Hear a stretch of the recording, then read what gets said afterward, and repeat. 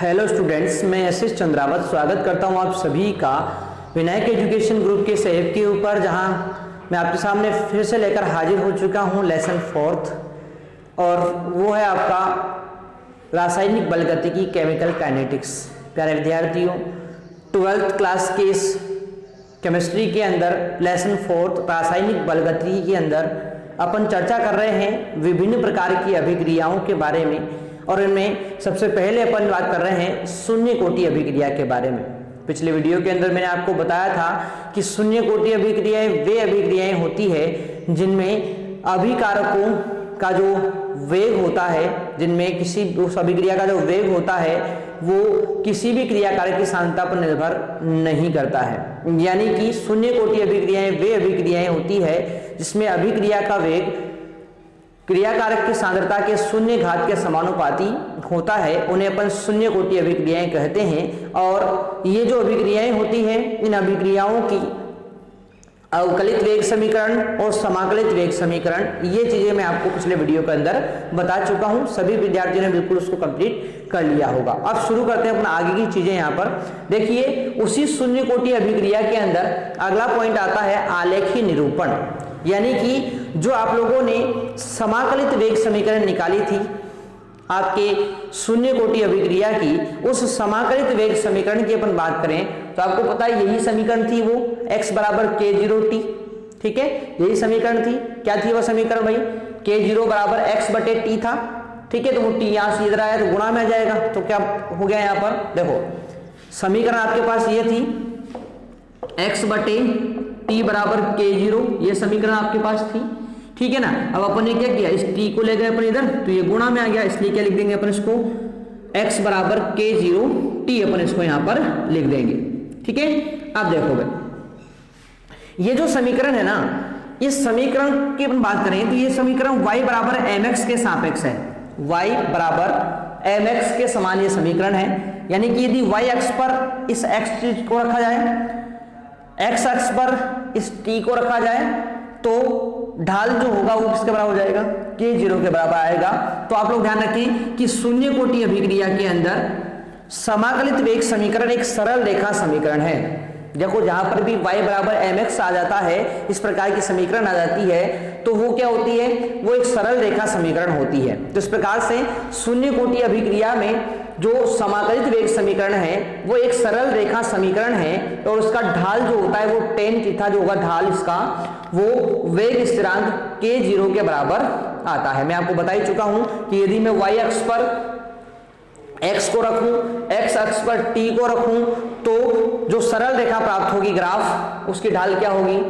आपकी k0 के बराबर। यहाँ पर m जो चीज है ना, ये ढाल को प्रदर्शित करती है, जो किसके बराबर है? k0 के बराबर होगी। यानी कि x अक्ष पर x चीज को रखा जाए, y अक्ष पर t को रखा जाए, तो जो सरल रेखा का ढाल होगा वो k0 के बराबर आएगा। और ये था इसका आलेखी निरूपण।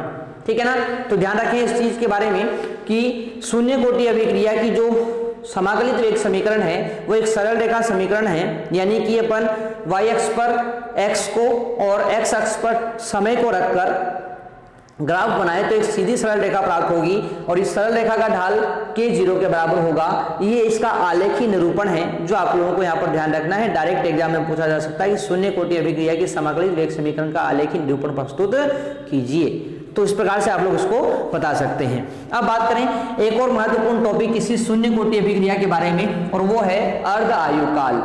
ठीक है, t हाफ। अब सुनो ध्यान से। सबसे पहले तो मैं आपको ये बात बता दूं कि अर्ध आयुकाल होता क्या है।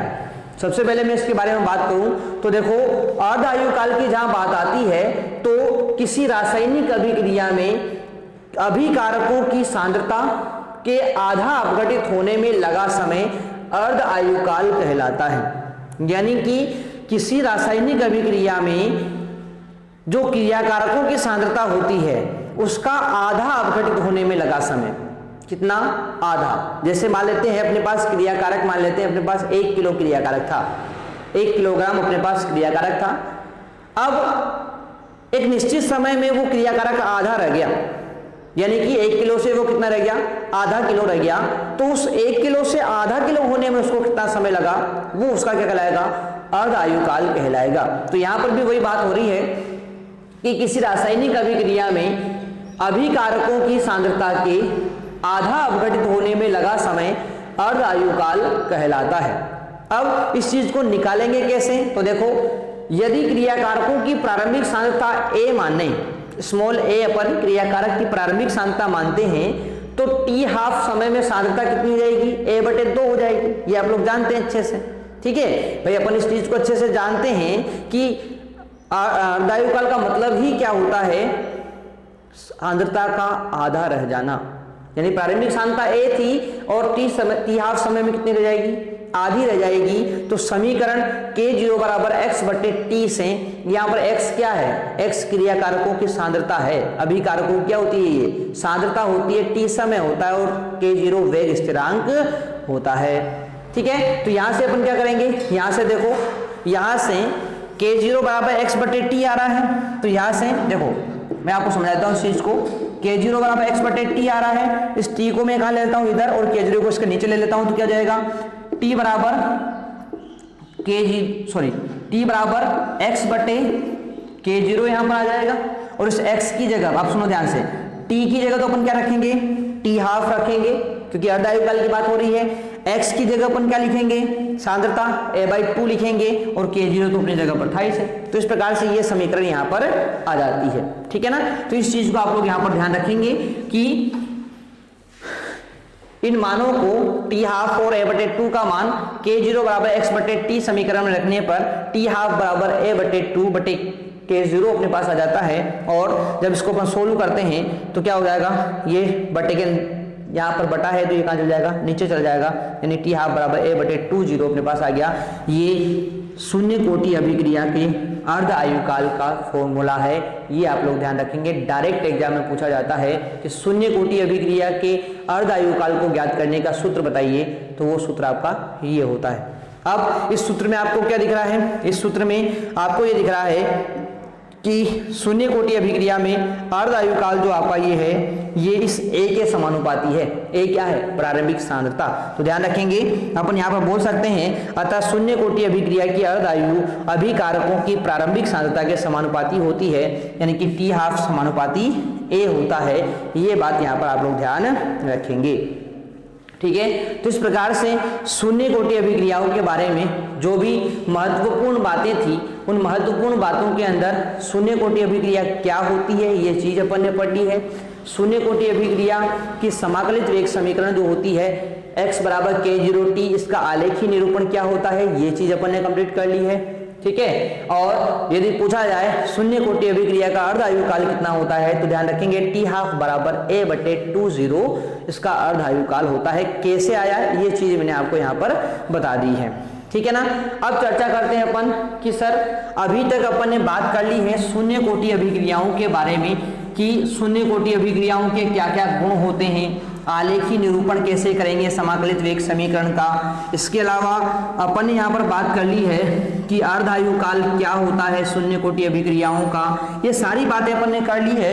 अब बात करेंगे अपन यहाँ पर कि ये जो शून्य कोटि अभिक्रियाएं ये होती कौन कौन सी है, भाई उनके उदाहरण कौन कौन से होते हैं, इनके बारे में अपन चर्चा कर लें। तो देखो, उदाहरणों में एक उदाहरण तो मैं आपको पहले ही बता चुका हूं शून्य कोटि अभिक्रिया का। याद करो आप लोगों को कहां पर बताया गया था? आप लोगों को बताया गया था कि हाइड्रोजन और क्लोरीन जब सूर्य के प्रकाश की उपस्थिति में समुद्र की सतह पर या किसी जल की सतह पर क्रिया करती है, तो वो जो अभिक्रिया होती है वो शून्य कोटि अभिक्रिया का उदाहरण होती है। यानी कि जब हाइड्रोजन और क्लोरीन गैस जल की सतह पर आपस में सूर्य के प्रकाश की उपस्थिति में क्रिया करती है, तो वो अभिक्रिया आपकी शून्य कोटि अभिक्रिया का उदाहरण होती है। तो सबसे पहला उदाहरण तो अपन यहाँ पर वही लिखेंगे, ठीक है। तो हेडिंग है अपना शून्य कोटि अभिक्रिया का उदाहरण, शून्य कोटि अभिक्रिया के उदाहरण। और इन उदाहरणों के अंदर अपन बात करें तो इसमें सबसे पहला उदाहरण आपका आता है और वो है स्थिर दाब पर जल की सतह पर, स्थिर दाब पर जल की सतह पर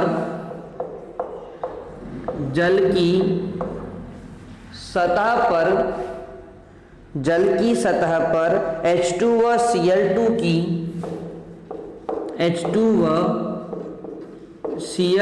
की सूर्य के प्रकाश की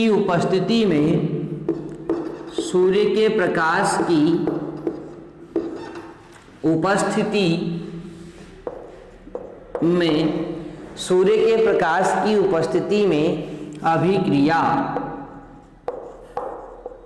यानी कि जब स्थिर दाब पर जल की सतह पर H2 व Cl2 की सूर्य के प्रकाश की उपस्थिति में अपन क्रिया कराते हैं इस प्रकार से, तो ये जो अभिक्रिया आपकी यहाँ पर होती है, ये अभिक्रिया आपकी शून्य कोटि अभिक्रिया का उदाहरण होती है। डायरेक्ट आपको ये उदाहरण यहाँ पर ध्यान रखना है।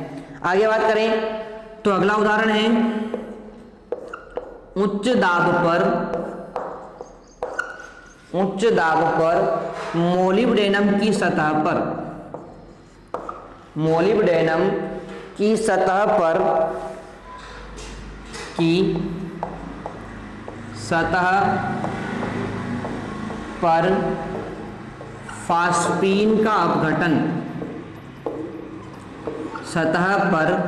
फास्फीन का अपघटन, तो देखो ये है फास्फीन 2PS3, इसका अपन अपघटन करा रहे हैं उच्च दाब पर मोलिब्डेनम की उपस्थिति में। तो इससे बनता है फास्फोरस बनेगा प्लस 3H2 यानी हाइड्रोजन गैस यहाँ पर मुक्त होती है। तो ये जो अभिक्रिया होगी ये भी शून्य कोटि अभिक्रिया का उदाहरण होती है। उसके बाद तीसरा उदाहरण मैं आपको बताऊं तो देखो टंगस्टन का प्रतीक होता है W की सतह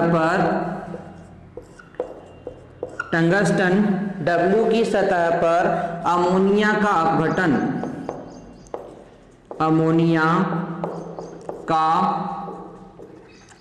अपघटन। तो ये जो अभिक्रिया होती है ये भी शून्य कोटि अभिक्रिया होती है। और ये अभिक्रिया कौन सी है तो देखो C2NH3, इसका अपन अपघटन करा रहे हैं उच्च दाब पर टंगस्टन यानी W की उपस्थिति में। तो यहाँ पर नाइट्रोजन व हाइड्रोजन गैस का निर्माण हो जाएगा। तो ये जो अभिक्रिया होती है ये भी आपकी शून्य कोटि अभिक्रिया का उदाहरण होती है। तो ध्यान रखेंगे 3 शून्य कोटि अभिक्रियाओं के उदाहरण मैंने आपको बता दिए हैं। स्थिर दाब पर जल की सतह पर H2 व Cl2 की सूर्य के प्रकाश की उपस्थिति में क्रिया, ये भी शून्य कोटि अभिक्रिया है। उच्च दाब पर मोलिब्डेनम की सतह पर फास्फीन का अपघटन, ये भी शून्य कोटि अभिक्रिया है। और टंगस्टन की सतह पर अमोनिया का अपघटन, ये भी आपकी शून्य कोटि अभिक्रिया का उदाहरण होती है। तो ये चीज आपको यहाँ पर ध्यान होनी चाहिए। तो इस प्रकार से अपन ने यहाँ पर कंप्लीट कर लिया है कि शून्य कोटि अभिक्रियाएं जो होती है ये कौन सी होती है और इनके कौन कौन से गुण होते हैं वो अपन ने यहाँ पर कंप्लीट कर लिए हैं। अब इसके बाद आएगी प्रथम कोटि अभिक्रियाएं। तो इन प्रथम कोटि अभिक्रियाओं को अपन नेक्स्ट वीडियो के अंदर कंप्लीट करने का प्रयास करेंगे। तो आप लोग यहाँ तक की विषय वस्तु अच्छे से कंप्लीट कर लें, ठीक है। तो मिलते हैं अपन नेक्स्ट सेशन में, तब तक के लिए टेक केयर, बाय विद्यार्थियों। Download app in Play Store. Vinayak Education Group. Online course and classes. RBSE 12th. Chemistry. Physics. Biology. Hindi and English. RBSE 10th. Science. Maths. Social Science. Sanskrit. Hindi and English. Vinayak Education Group. This app is perfect for you. All RBSE classes. In this app. Every day. Online classes of video lectures and weekly test. Challenge. Thanks for watching and download.